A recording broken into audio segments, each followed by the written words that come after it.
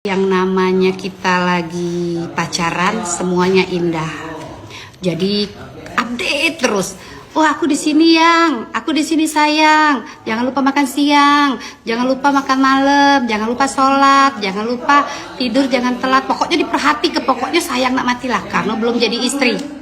Tapi setelah jadi istri, cek pano.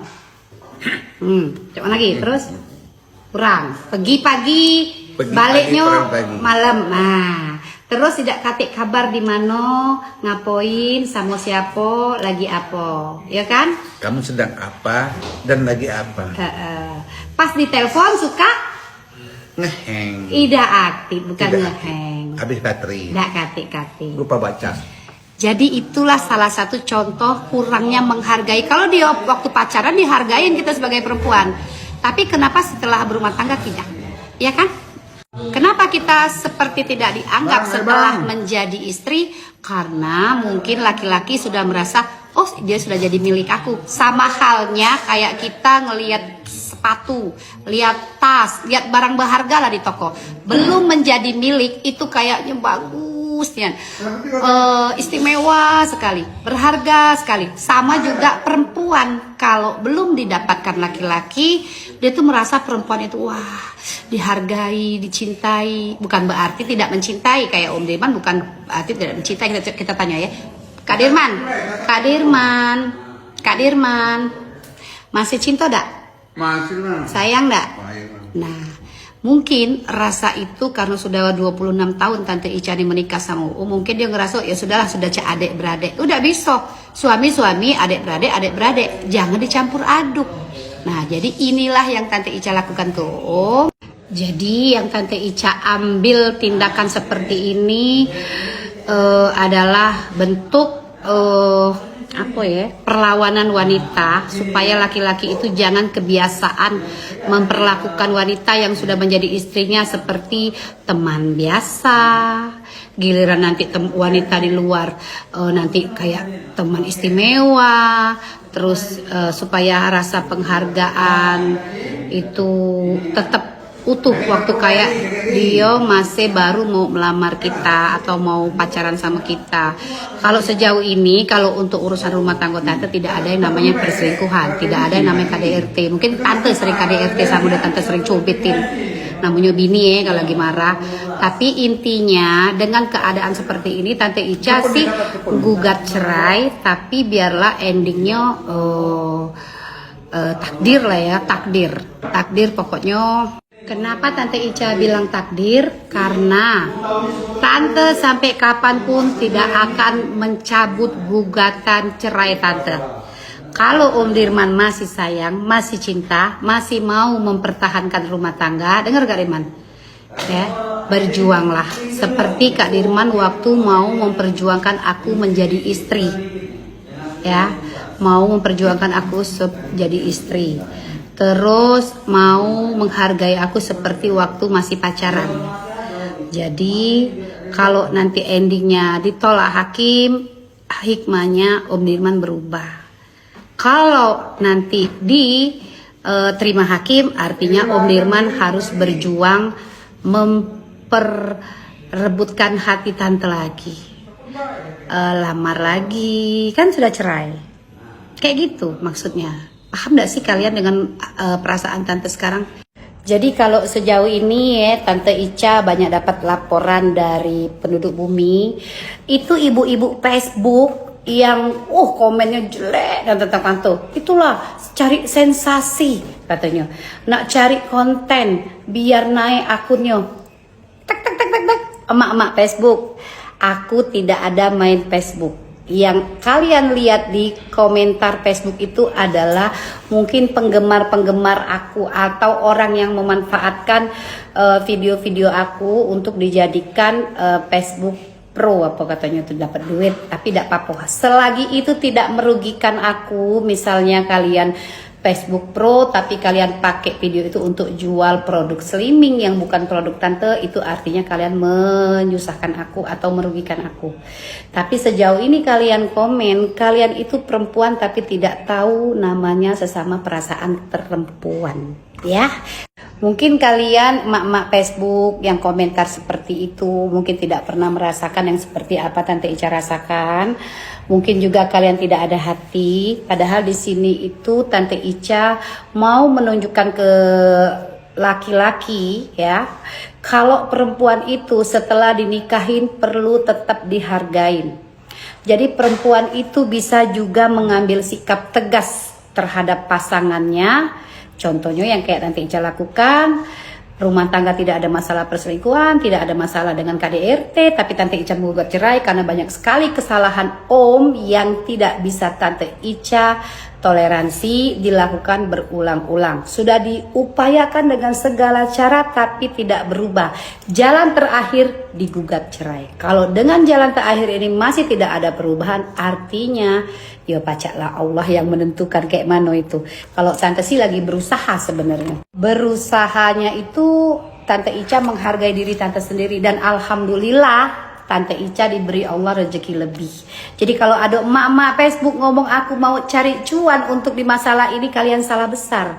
Aku ngontrak rumah itu 110 juta. Aku berdandan di rumah itu, bikin kamar mandi, bla bla bla bla. Boleh tanya sama Royan, hampir 100 juta. Aku ngisi peralatan rumah tangga di situ dari mulai kursi, lemari sampai sendok sekecil apapun aku beli baru semua dan itu hampir habis duit 100 juta atau 150 juta. Contohnya kayak kursi, ada yang harga 45, itu banyak duitnya 45 juta guys, bukan 45 ribu. Dan ini kalian bilang ini cari sensasi, padahal bukan cari sensasi, cari perubahan suami. Paham gak sih? Jadi alhamdulillah Tante Ica bisa berdiri di kaki Tante Ica sendiri mengambil sikap tegas kepada suami. Ya, mungkin banyak perempuan yang mengalami seperti Tante tapi tidak berani mengambil sikap karena tidak berani hidup setelah pisah dari suami, nanti mau makan apa, terus hidupnya bagaimana. Terus banyak juga perempuan tetap bertahan dengan berdalih kasihan anak. Padahal kayak Tante Ica, anak Tante Ica sudah besar guys. Tante Ica saat belum mengambil keputusan cerai itu, Tante Ica ajak ngomong dulu anak Tante 4 itu. Dan Tante ceritakan semua masalah mama sama papanya. Dan apa kata anak Tante? Ya berpisah dulu Bema. Kaget kalau ada jodoh sama papa, biarlah papa berusaha merebut hati mama lagi. Andaikan nanti juga sampai pisah, biarlah papa sama mama, papa memperjuangkan mama lagi saat kita masih pacaran. Dan itu anak tuh sudah bisa diajak ngomong guys. Jadi tidak bisa kalian berdalih karena anak bertahan kasihan. Anak-anak sudah besar bisa diajak ngomong. Mereka paham apa yang terjadi sama kita. Terus kita harus bertahan dalam rumah tangga yang sudah lama ini dengan perasaan merasa kurang dihargai. Suami sudah pergi pagi, balik sore, sama siapa, ngapain, di mana, kalau ditelepon tidak aktif. Terus dia mengambil keputusan, dia melakukan hal tanpa izin, tidak menghargai, sering, pokoknya banyak lah, intinya bukan masalah persingkuhan sama KDRT. Dan ini tetap dipertahankan karena alasan tadi.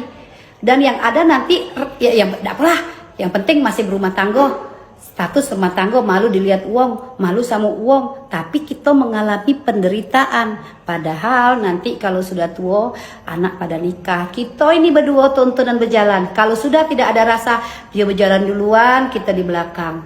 Sudah lolo gue, sudah kayak perasaan temen, saudara. Itu tidak boleh guys, kita nih tua harus tambah saling sayang, saling cinta, saling tuntun, saling jaga. Kalian ambil semua kasus Tante ini, kalian jadikan pelajaran. Intinya kalian wanita-wanita yang mungkin saat ini laki-laki itu sangat sayang sama kalian, dikasih fasilitas lebih, bla bla, pokoknya mobil semua ada. Tapi kalian tidak bisa mencari cuan atau mencari rezeki sendiri kayak Tante Ica. Ketika suami kalian melakukan hal-hal yang membuat kalian kecewa, sedih, dan marah, kalian hanya menerima. Tapi tidak berani mengambil sikap karena hidup kalian tergantung ke laki-laki.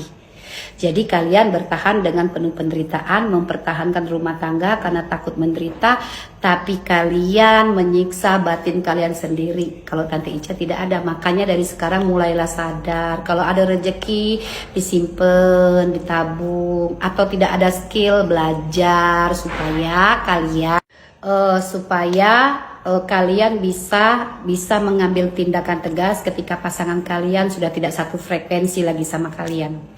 Jadi kayak Tante Ica berani mengambil sikap karena Tante Ica bisa berdiri di kaki Tante Ica sendiri, Tante bisa menghidupi anak Tante, bisa alhamdulillah. Padahal Tante dulu bukan perempuan yang kayak mana pembisnis, bukan. Ini takdir, jodoh, rejeki, maut itu semua di tangan Allah guys. Jadi kalian yang masih terlena dengan fasilitas suami, kita tidak tahu yang namanya jodoh, rejeki, dan maut. Jadi kalian harus antisipasi, mulai pelan-pelan mengubah skill kalian yang tidak ada skill jadi ada skill.